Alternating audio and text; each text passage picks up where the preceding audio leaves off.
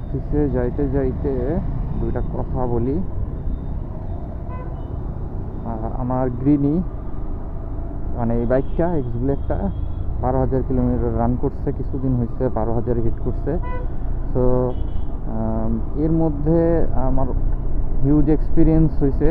12,000 তো কম না, এর মধ্যে আমি হাইওয়ে ট্যুর দিছি, সিটির মধ্যে তো সবসময় রাইড করতেই থাকি। কী কী ফেস করছি, কী কী অসুবিধা সুবিধা সবই বলবো। তো বাইকটা কেনার আগে যে লজিকটা আমার ছিল সেটা হচ্ছে আমার একটা মাল্টিপারপাস বাইক লাগবে।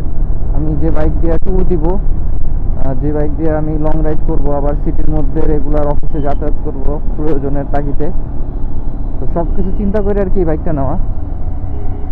আমার যে বাজেট রেঞ্জ ছিল ওর মধ্যে আসলে অনেক বাইকই ছিল, তো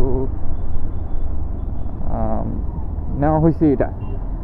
তো আমি এটার জন্য কোনো রিগ্রেট করব না, কারণ এটা আমারে যথাযথভাবেই রিটার্ন দিছে সব কিছু।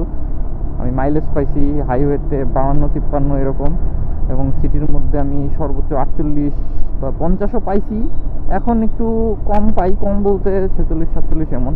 এটা কম বলবো না, বেশি বলবো জানি না, আমি খুব অ্যাগ্রেসিভ রাইড করি না। তো সব মিলে আলহামদুলিল্লাহ। আর আমি ভালো টানও পাইছি যখন আমার টান দরকার ছিল। এটা ওই রকম টানের বাইক না, এটা আসলে কমিউটার বাইকই। তো এর মধ্যে আমার বল রেসার চেঞ্জ করছি একবার কিছুদিন আগে। তো বলতে পারেন 12,000 পরেই একবার বল রেসার চেঞ্জ করছি, দুইটা এয়ার ফিল্টার এবং একটা স্পার্ক প্লাগ। তো সব মিলা এই ইভেন কোনো ডিস্ক মানে ব্রেক প্যাডও চেঞ্জ করি নাই।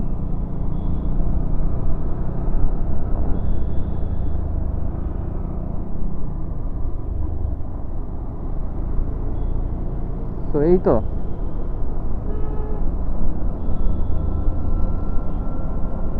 Thanks X-Blade for serving me.